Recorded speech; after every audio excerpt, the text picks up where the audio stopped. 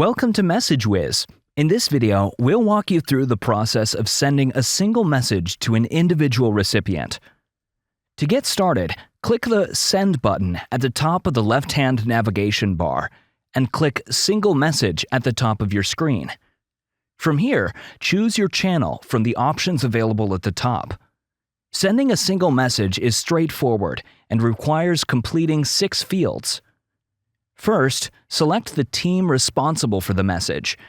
Use the drop-down menu to assign the message to the appropriate team, such as marketing for promotional campaigns or operations for updates. This is a required field. Next, enter the recipient's phone number, including the country code, without adding extra characters. This number will appear in the message preview. Now, type the sender name as it will appear in the recipient's message app. Keep it under 11 letters or 20 numerals.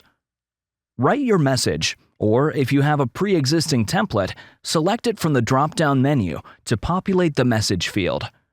Tokens such as link and unsubscribe link are available to personalize your message.